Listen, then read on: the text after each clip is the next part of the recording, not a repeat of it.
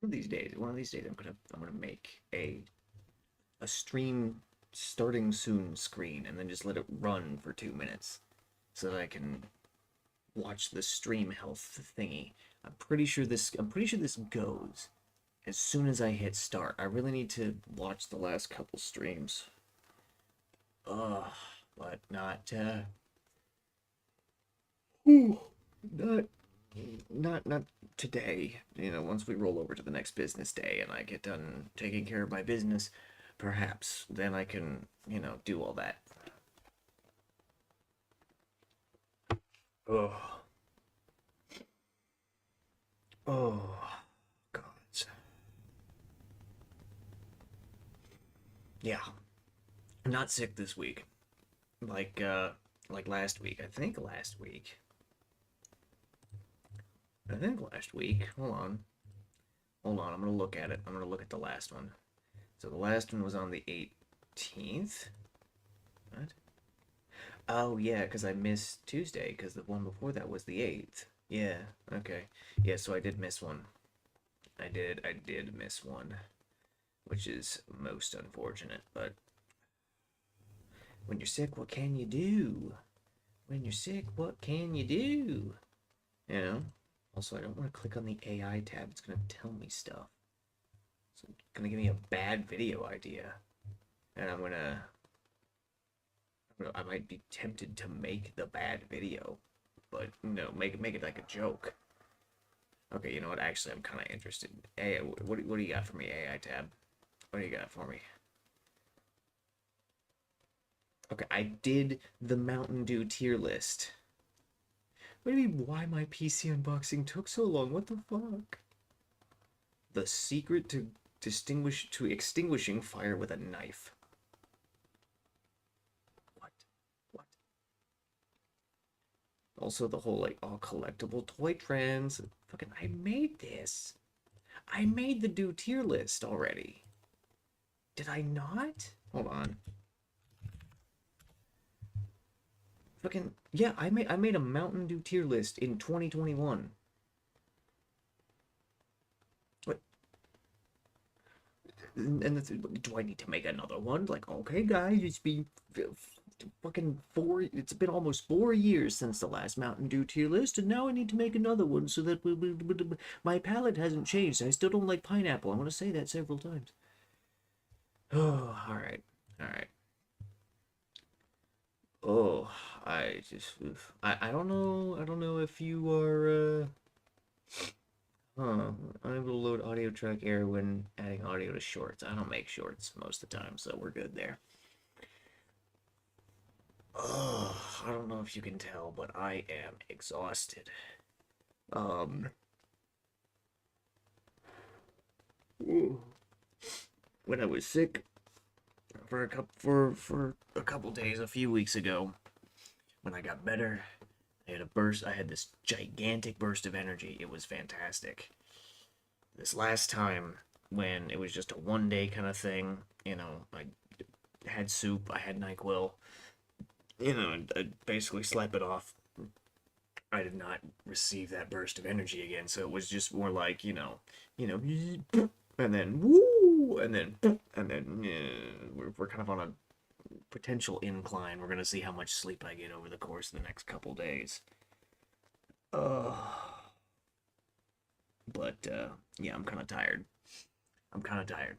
I'm kind of tired. So we're just gonna go. I'm just gonna talk about stuff that I've spoken to the boys about, and maybe go into a little bit more depth. This might not be the most pleasant watch or listen in some cases, but you know. So and to show how tired I am, we're not even gonna fucking smoke a whole cigar. Like this is a halfie. Um, this is a cracked halfie. Holy shit!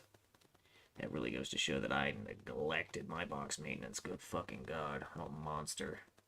I, I've I've changed that. Like I've done the box maintenance, but it is still gonna take a few days for that to do its thing. Oh, we're getting to the point in the year where it's getting a little chilly outside. As a result, I now sleep in my robe. and with socks on. Yeah, as opposed to every other time during the year where I don't do that. Also, I had a meal. I had a meal, but I'm hungry again. It wasn't that long ago. It was an hour ago. I had a whole meal, and I'm hungry again.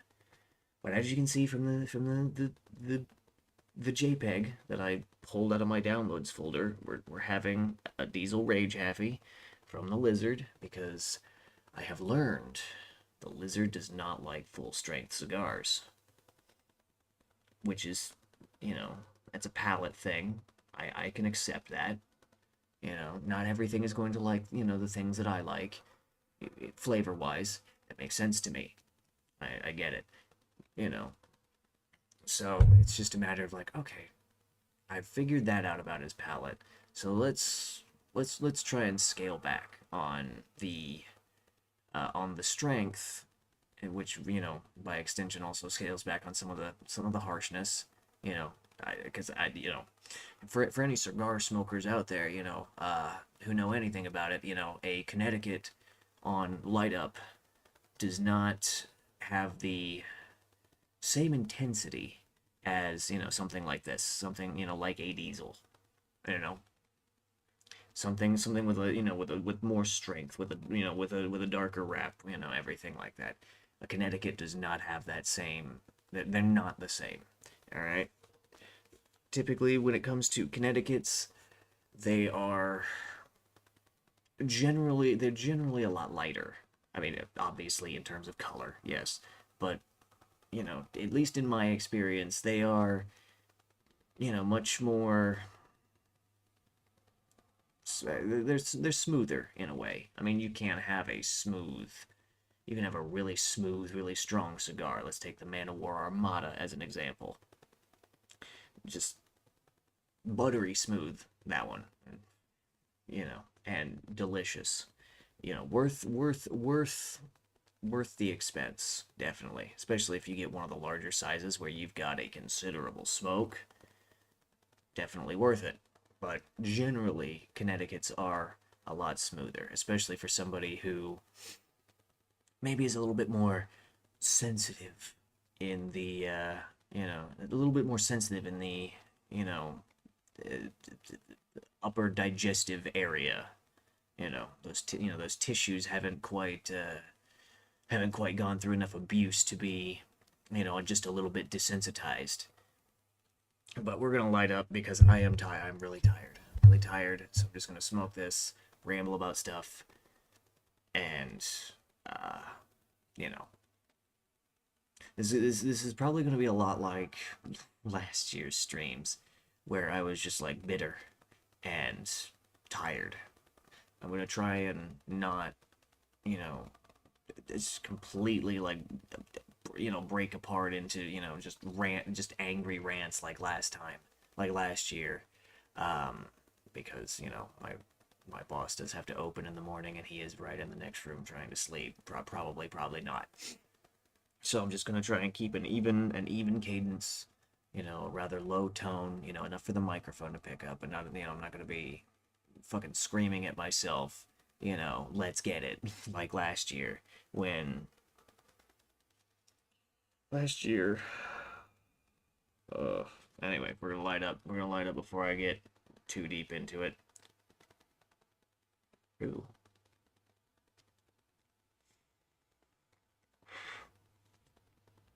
that is not a bad draw for a V cut, especially a not so great V cut. I mean, this is an okay V cut.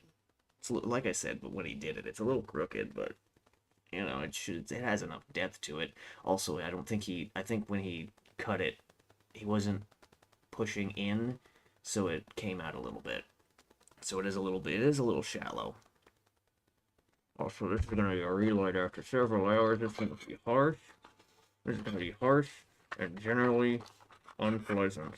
So, just for the first little bit here, because I don't have a toothpick to scrape out the char, so we're gonna suffer.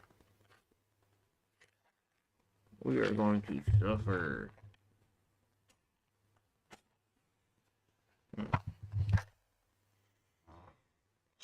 We are gonna suffer just a little bit. Maybe if I can get the match going.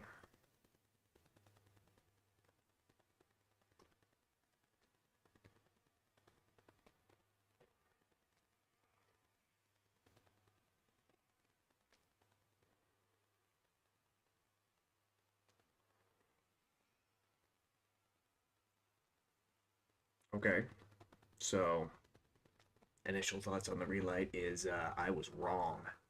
I was wrong. I am cruising just fine. Not even suffering. Not even suffering. But well, maybe I just need to, really get it going here. Hold on.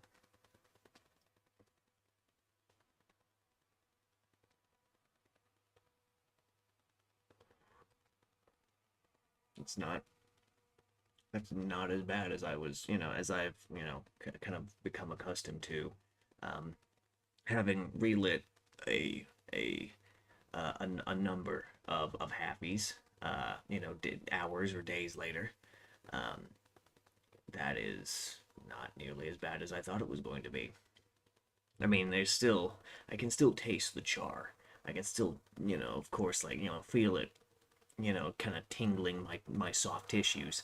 Um, but it is not overly harsh to where, I kind of feel the need to cough or something. So we're doing great there.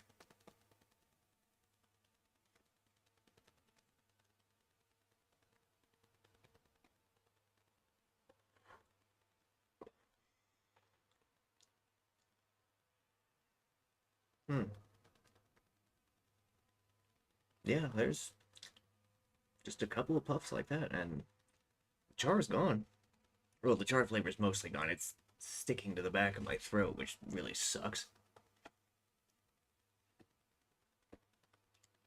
Hmm. Just cleanse that right out of there. That's gone. But so last week or last time, I talked about John and how he's kind of a fucker, and I kind of lost focus.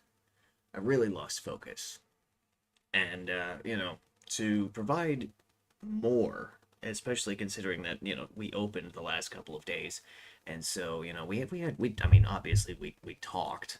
I mean it's not like Monday and Tuesday are just like bastions of business where we're just swamped and can barely talk to each other. Like we had conversation, right? And one of the conversations that we had, um, which really just goes to illustrate that, and this comment that I'm about to make is going to require some explanation, which I will get to. But the conversations that we have had, and I'm sure will like will be possible in the future, just goes to show that John is a person. Okay. Now, I said that comment might need a little bit of context. Here's what I mean, right? So you will go through life, you will go through life and you will encounter people who just or who have just switched off on life. They're just basically for the most part running on autopilot. They go to work and then they get off work, do some hobby or not. They sleep, whatever. They don't think generally or much at all, and you can kind of see it. Work food service. You will see hundreds, if not thousands, of those people depending on the bulk of business at your particular establishment. You know,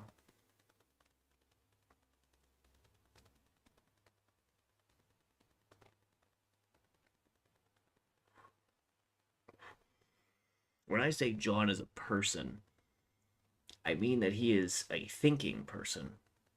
All right, he is just the epitome of, you know, not he doesn't think, therefore he is. Well, he does, but he's also the inverse. He is, and so he does think. And the having both of those in tandem just kind of just kind of just works. Okay, I I'm really tired. I'm really tired. So, to not wax philosophical too much, because John is, he thinks, and because he thinks, he is. It's cyclical. Um, but anyway, so we've had a number of different like little conversations sprinkled here and there. We've also had a we've also had a pair of longer conversations, at least that immediately spring to my mind. What the fuck is that? Tobacco got caught in my teeth. That's not good. Anyway, so we've had a pair of long conversations. One was 3 hours in the parking lot after we had closed, and there was a third there who interjected and participated at different points. And the conversation broached a number of different topics, up to and including religious topics. Which, hey, I'll have a discussion with people about that kind of stuff. I'm not opposed to it. I rather enjoy conversations of a philosophical nature, and religion and philosophy uh, are definitely linked quite strongly. Um,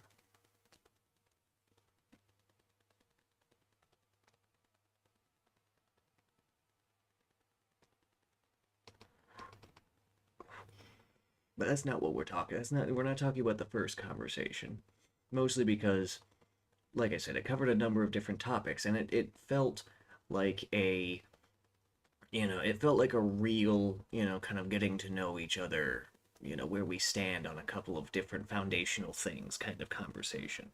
It's important.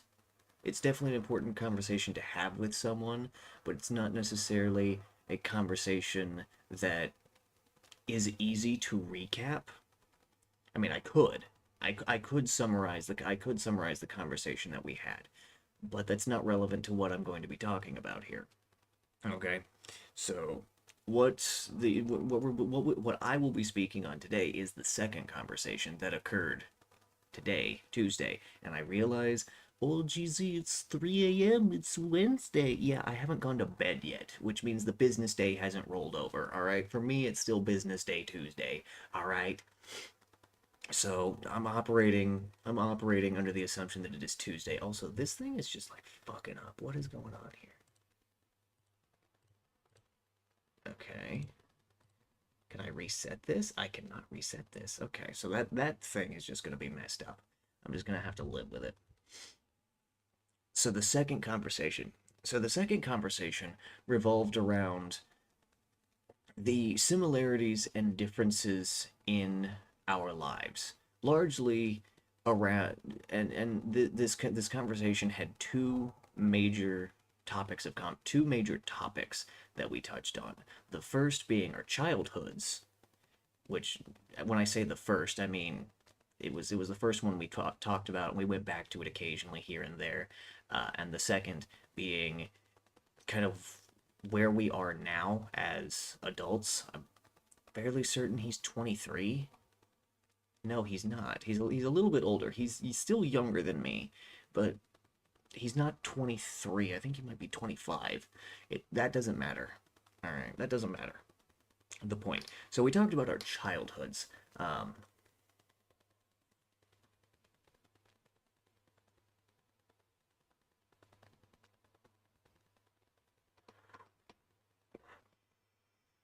so we talked about our childhoods, and we've talked about our childhoods on and off. Different little snippets, right?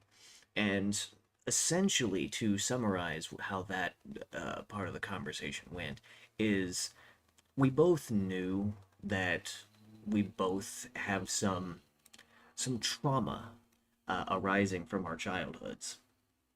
Which, at this rate, I might as well just ask the question: who doesn't?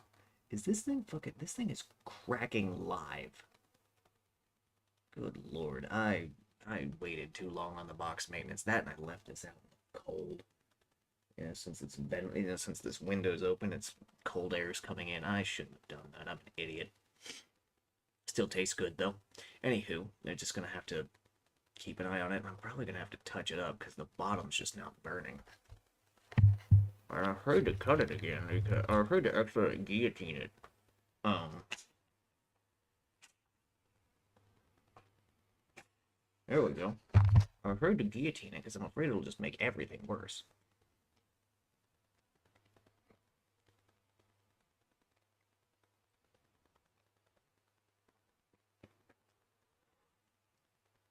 Anyway, so the childhood topic of conversation that we had rebroached, as it were, with each other was essentially we are both we both have been shaped in differing ways from what we experienced during childhood. The way that this manifests for John is it influences how he is when fathering his children, largely speaking, of course. It influences how he fathers his kids.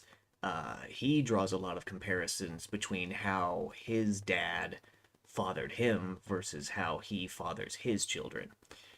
To give to give an example that kind of fleshes this whole thing out is John has described different instances throughout his childhood where his father was not a good father. Um, you know, he described the way he described it, and this isn't going to be an exact quote, but I think it'll be close enough to capture the point. He described how his father was how his father had leaned too much onto into a kind of tough love model and not enough into a kind of raising nurturing model, as it were. And he's provided different examples over our various smaller conversations, which didn't all come up during today's conversation, but some of those points were reiterated. Hmm. Okay. Um, you know, and by contrast, he's learned from that mistake that he understands the role that tough love plays in raising children, but it is not his default when fathering his own children. And he has arguments with his dad over the how good how good he was as a parent. Um, and they seem to get along fine now, just for context. Based on just the way he speaks about the not so good aspects of that, he does speak in the past tense about it. So it seemed, and just he's shown me conversations that he's had with his dad. So it seems like they're on good terms now. And obviously, I talked about how me and my dad, how we related with each other. There was a time period when from my own observation, it kind of seemed like my dad didn't want me, and but he came around, as it were. um and I've spoken about that briefly, and I'm not going to get back into it now since I want to try and stay focused here. But so we had conversation about that, how our childhoods have shaped us into who we are today. For him, it's how he fathers his kids. For me, when I spoke about it, it is how I have become what I am.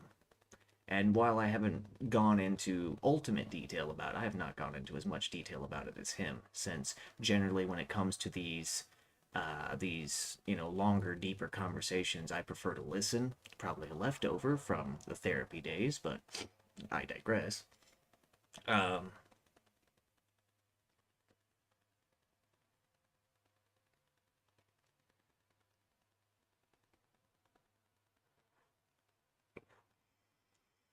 anyway, so the men that we have become is the result of learning from the experiences of our childhood and not becoming that, not being like that. Um, or at least, insofar as we can. I obviously don't have kids, so not yet. Fingers crossed. Fingers crossed. Someday. Someday. The boys tell me that I'll be a good father when I eventually become one. I'm skeptical, but I'm still open to the possibility. You know, again, another digression over. But so I spent this portion of the conversation generally listening because obviously he has much more to say about it, how it's shaped him.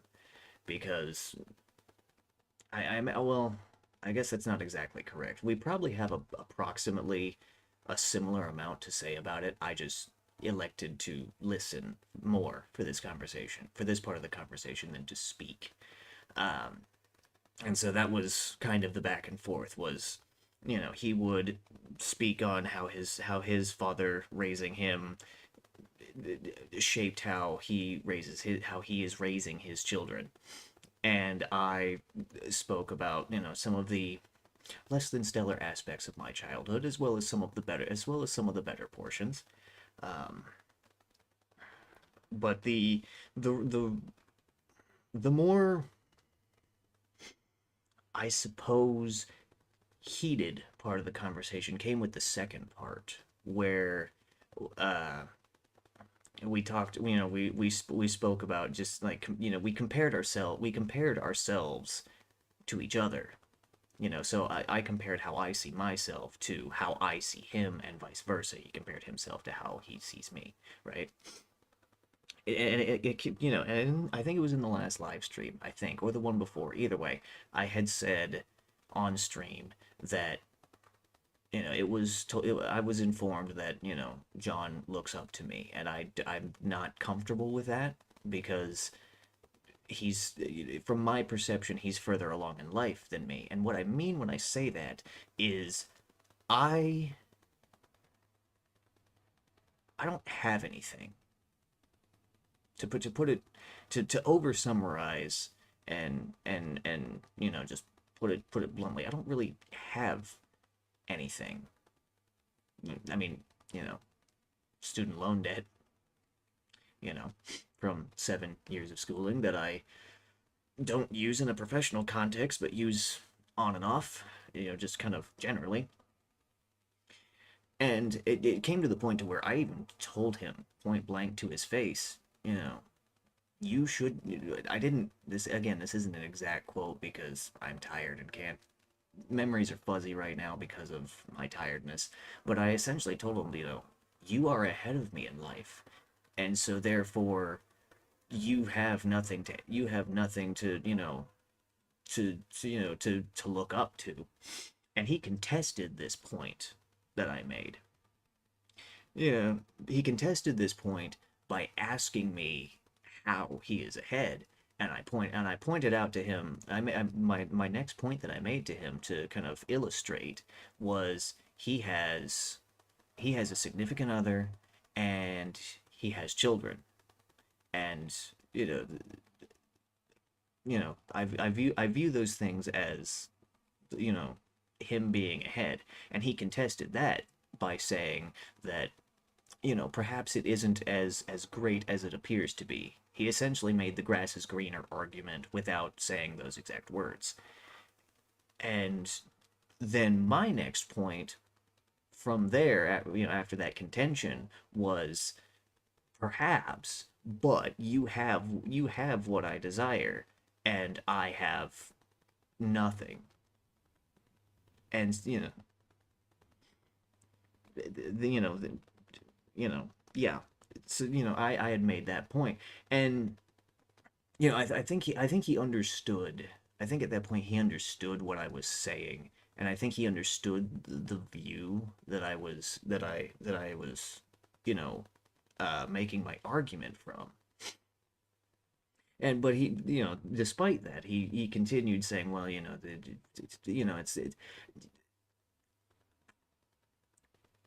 we were both thinking a lot on how our pasts shaped us to who we are. And he described different points in his life where he's gone through hardship and this and that. And everybody goes through hardship, of course. I didn't contest that. But my contention to him was that despite being younger than me, he has lived more than I have. Because I mean, he has. I mean, You know, he's to use his words, he's loved and lost, and I have not lived at all. And he's made the argument to me, that, better love than lost than not live at all. And I said, and I agreed with him. Yes, that's true. This was a previous conversation where he made that point, but it somewhat came back up here. And uh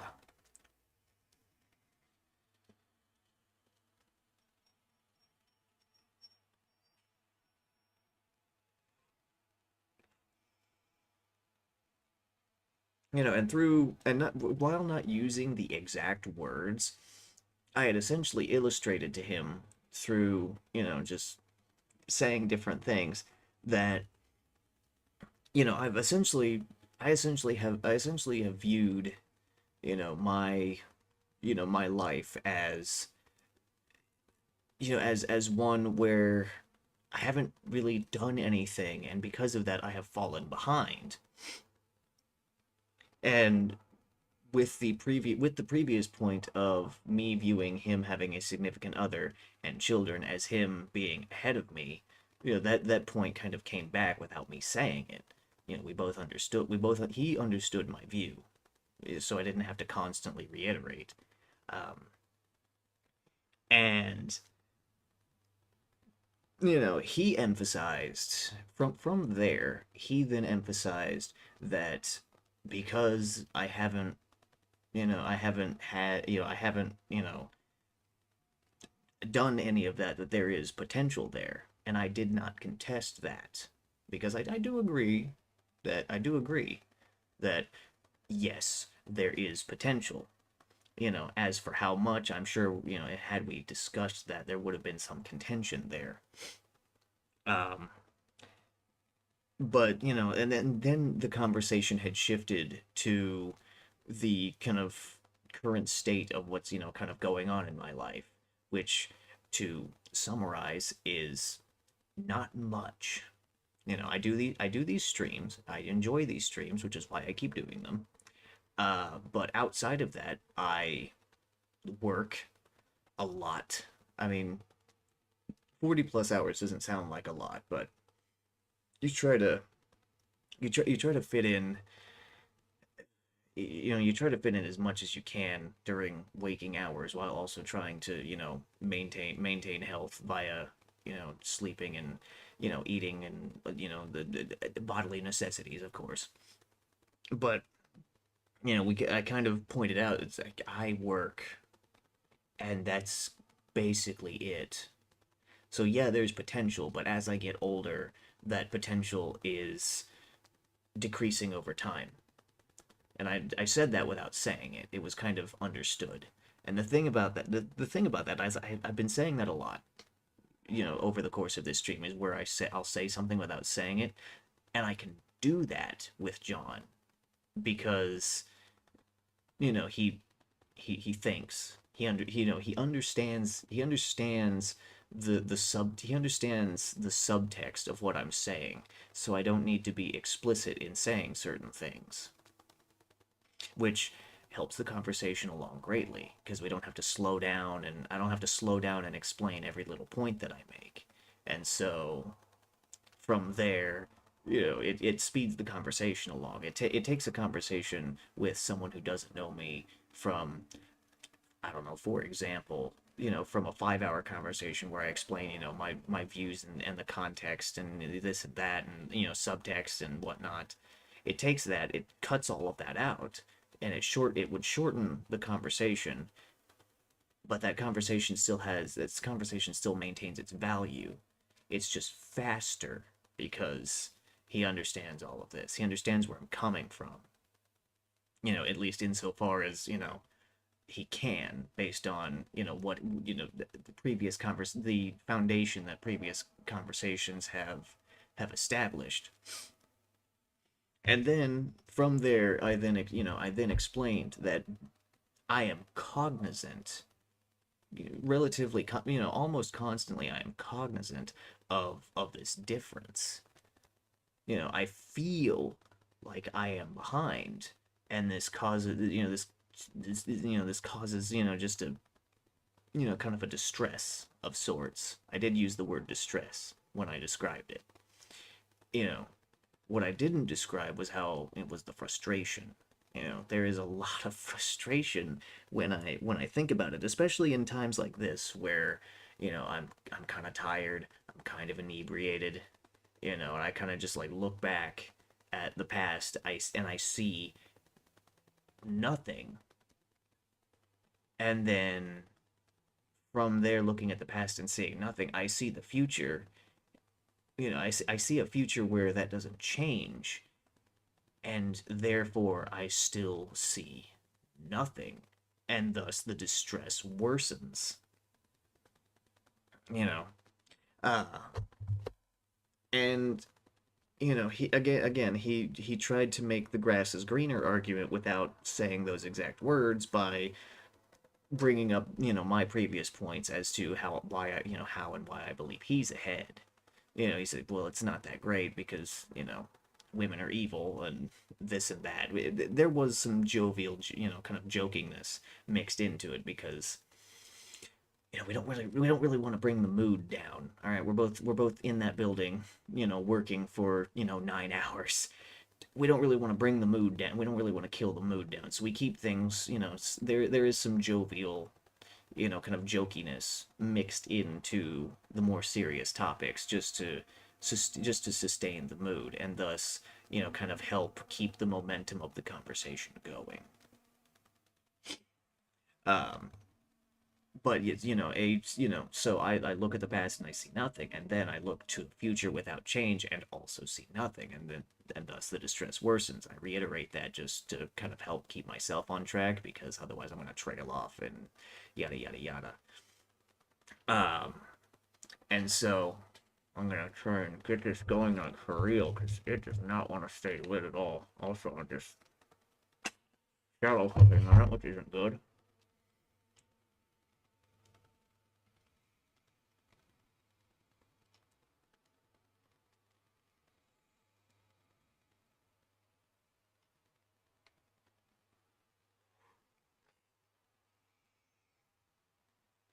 Right.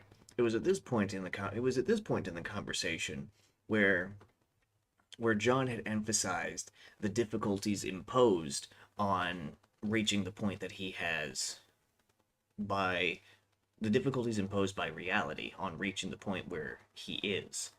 And I agreed with him that there are some difficulties imposed by reality. However, since he has overcome some of those difficulties, he has arrived at the point that he is. While I still have not overcome those initial difficulties, you know.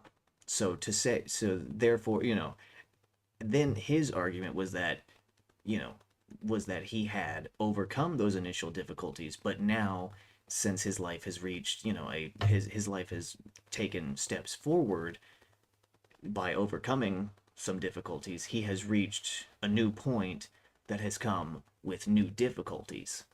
At this point, I then expressed envy for not only overcoming those initial difficulties, but having to contend with his current difficulties. Because that is, I expressed my desire for, my envy of what he has. You know, and at this point, the conversation kind of broke down, not because we had run out of talking points, but because the nature of what we do, he had to leave the store to go on a delivery. And at this point in the conversation, business began to pick up as it does later in the day, and more of the boys started to show up, which means it's not exactly easy to have that kind of like, I guess, real conversation, kind of keeping that going along when new people to the conversation at least are coming into it. I'm definitely interested in continuing the conversation with him, picking it back up. Obviously there's going to be some reiteration just to kind of get us both on the same page, and then we'll move forward from there. But you know, I had I have good conversations with John. I've had two so far, and I think it was in the last stream where I expressed, my desire to keep having them, and it seems like shortly thereafter expressing that desire, I had, I had my wish granted where I got another one. So I'm definitely interested in continuing the conversation, picking it back up and whatnot and moving on.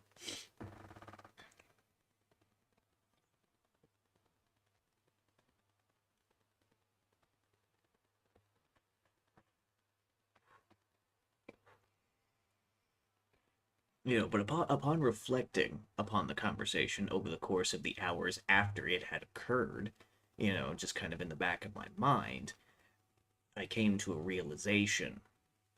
That realization being that the plans that I have for the future, for what I actually intend to build, those primarily, primarily being my finances, break, pay off debts and whatnot. The realization that I had come to after this conversation and upon reflecting it was that those plans for what I intend to build are are extremely long term, but also extremely minimal. Saying, "Oh, I want to pay off my debts," is is a declaration of intent by itself. And to go into more detail, there are more details in regards to kind of timeline methodology and stuff that I'm not going to get into because that's getting a little bit too personal. That's getting a little bit too personal.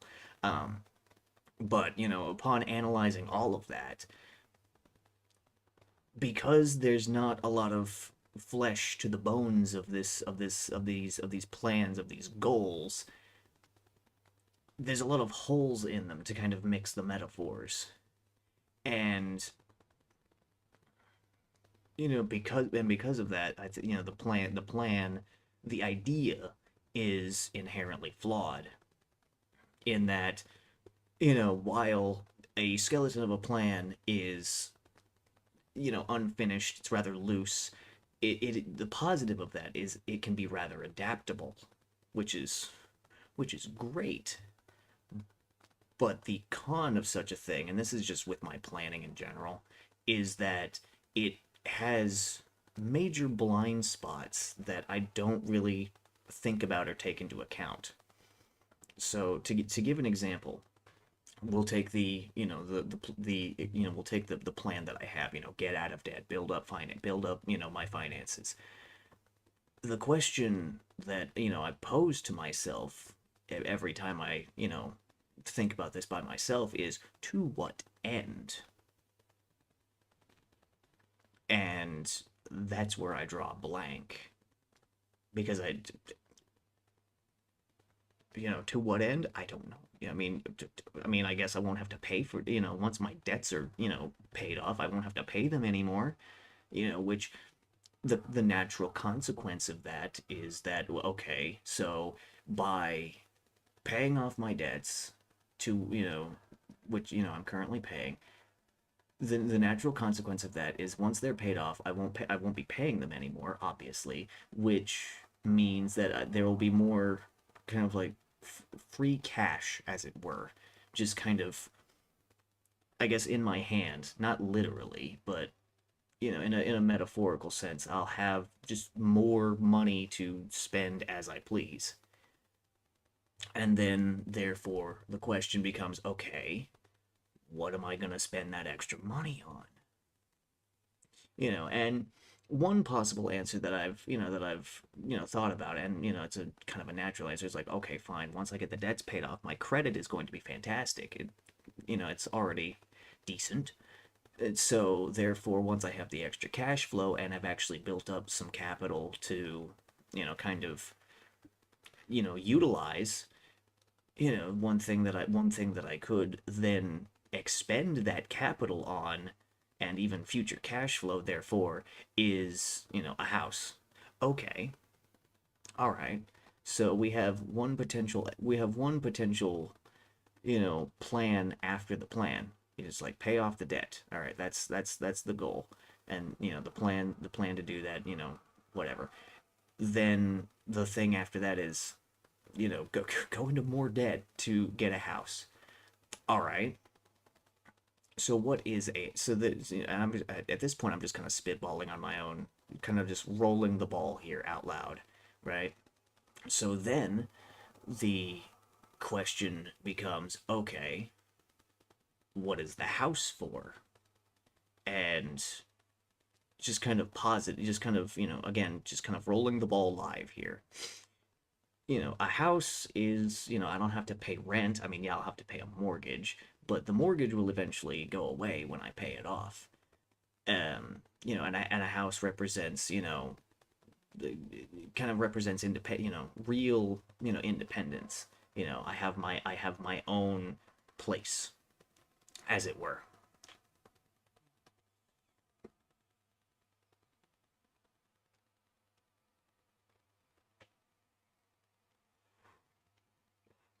Okay, I have something that is mine. Okay, so therefore we return to a previous point where it's like, okay, so in this point in the future that I have yet to accurately determine, I have something. Okay, but that thing does not occupy a critical desire, as it were. Those would be, the aforementioned things that John has that I don't, being significant other and children. I mean, children kind of, I kind of move on and off about. I imagine the biological imperative is kind of like, imposing itself a little bit there, but I digress. And so, okay, I have something, but I don't have one of the things that I want, as it were. So this is where the blind spots come into play. And I think I've spoken about this on a previous stream. I could be wrong. I don't know. I'm tired, of course. Um, and so, okay, I have something, but not one of the things that I want. Then the question becomes, all right, how do I get okay, then therefore the thing that I should then be working towards getting one of the things that I want. The question then becomes, how? Now, for those of you who are not terribly acquainted with me, I know that when you watch these streams, some of you might be completely, just stunned, flabbergasted, one might say, by my wit, charm, and overwhelming charisma. All right, this does not translate to social skills. All right, to quote, I'm pretty sure my old boss at Taco Bell, and not quote but paraphrase, I guess. To paraphrase one of my old bosses at Taco Bell, I don't know how to talk to women.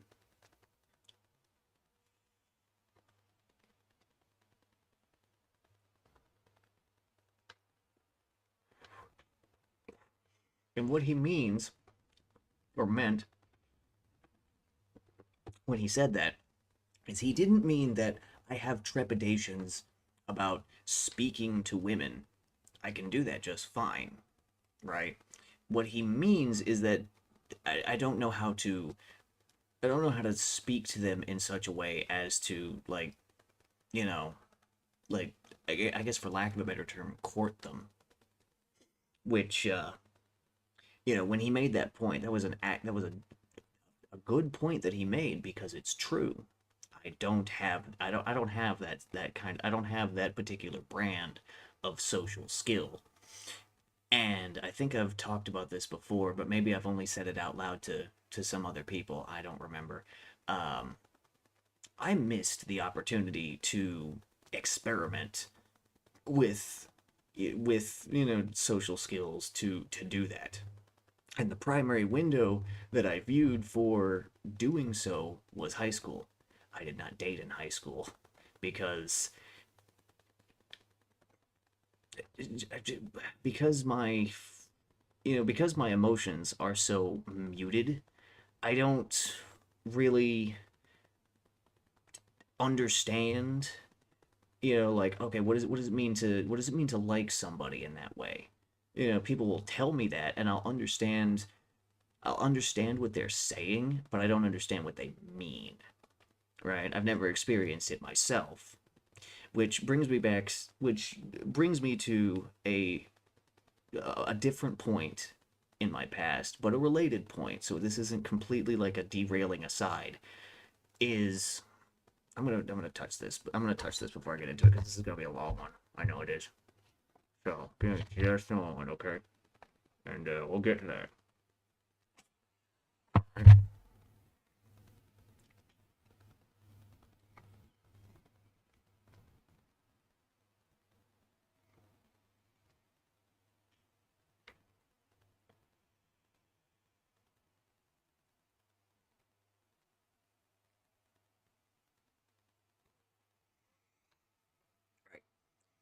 So for context, there are a few gaps in my memory.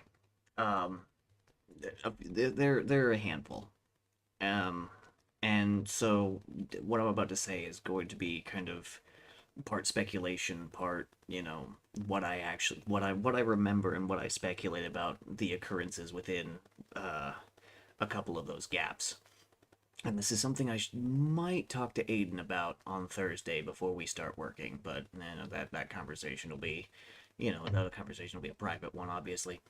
Um, but in college, in undergrad, as it were, there were connections, like social connections that I had, and I use that in the past tense because, I don't have those connections presently. And from what I've managed to kind of piece together, trying to, kind of dig into what I remember and whatnot, and trying to fill in the gap, basically, is a conclusion that I drew from that, from, this, thinking and trying to remember and all this and that, was a conclusion that I've drawn from that is I became enamored not with not with a particular person or whatever that I was in the company of, but rather I was enamored with the fact that somebody would somebody had finally shown me affection, and I became addicted to the affection itself. And the loss of that, it was uh the loss of that was what has generated the gap. You know, I didn't forget. Maybe I did forget. I don't know. Maybe I did forget. Maybe I just repressed what had occurred. But I remember the addiction to the affection. I remember and still feel the craving for it. And what does anybody who is, addicted to something, what do they do? Well, they they they go get the thing that they're addicted to.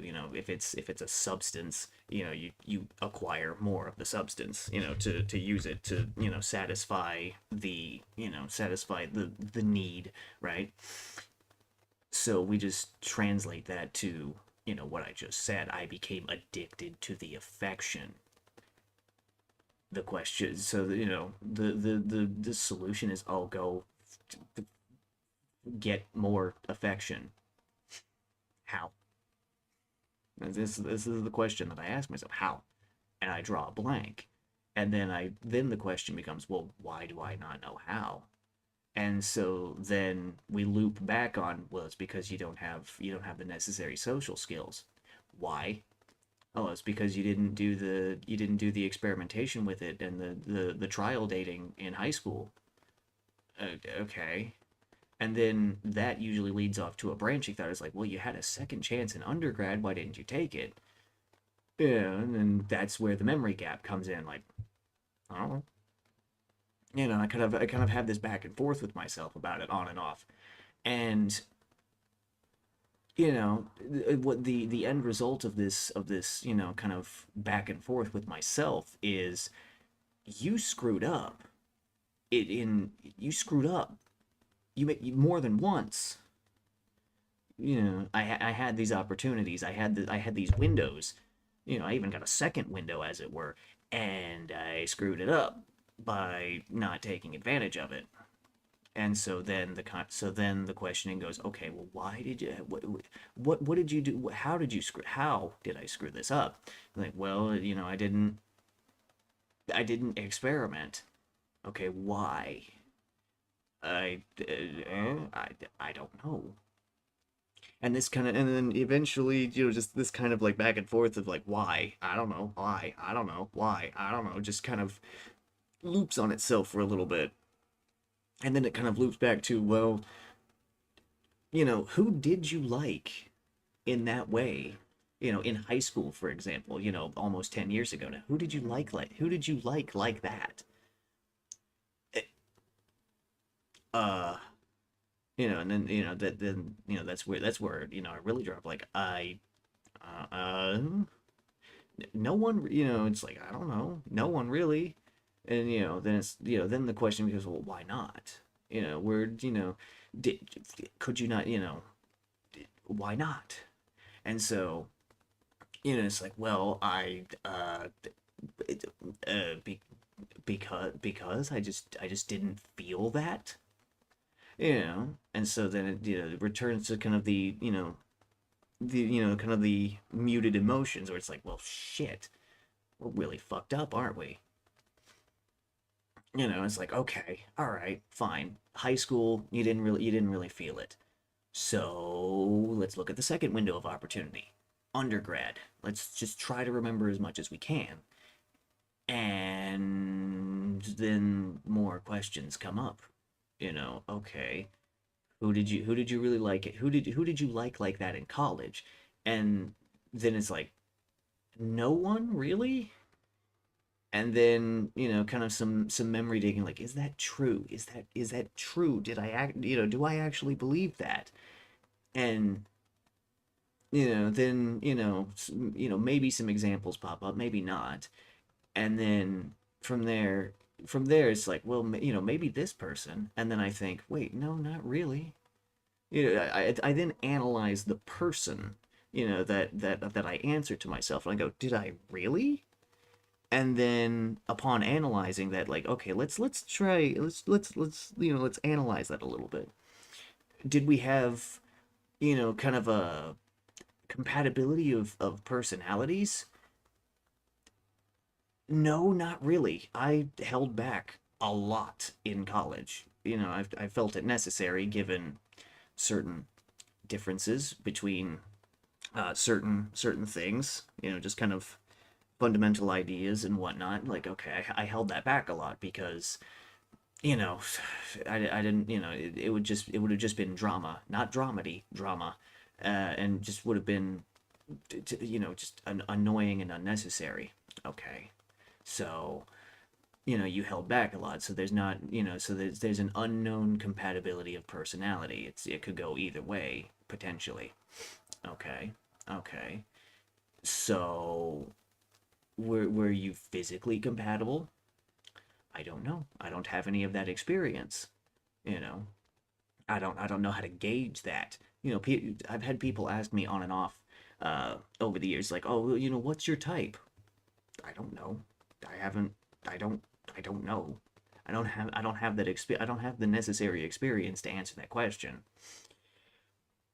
And so, and so those people usually kind of just fall silent, as I, they don't have anything to work with. I've given them nothing because I have nothing to give. And so, from there the analysis continues, which leads to the conclusion of which leads to the question of, well, did you for the people who have shown you affection outside of my family, of course, because familial affection is, it doesn't, you know I mean, with my own family, kind of, lacking somewhat in that department in different ways. That's not really something that I consider on and off. It's just like, well, I can't ask. If I, for example, if I were to ask any member of my family for assistance with something, there would be a variable cost. If I were to ask someone on my dad's side of my family, for example, for assistance with something, there would be a disproportionate cost to me for getting assistance with, some issue. I know this. I've been aware of this for quite some time. I've seen it in action. Um, so okay, all right, fine. And so the conclusion, the questioning continues. It's like, well, did you really like this person, or were you, in or were you just taken by the fact that somebody had shown you affection without the disproportionate cost, and then that's where the agreement comes in. Like, I think that's correct. And so the conclusion drawn is, I was addicted to the affection and wasn't particularly enamored with the person providing it. I was I found the person providing it to be, acceptable on a basic level, but beyond that, I don't have any data to draw on.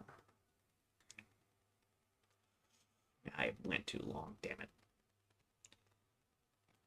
And I think I'm just kind of looping and rambling because of just my tiredness, my just exhaustion, really. Um, so I think that since this has gone out and I'm just looping, and we're not really getting anywhere, and I've kind of just kind of exposed my thought processes and just this back and forth with myself. I think I think I'll just end things off, here about an hour in, so that I can go to bed. I have a number of things that I need to do tomorrow. Uh, luckily only some of which are work related, so hey, I'm working on my day off. Great.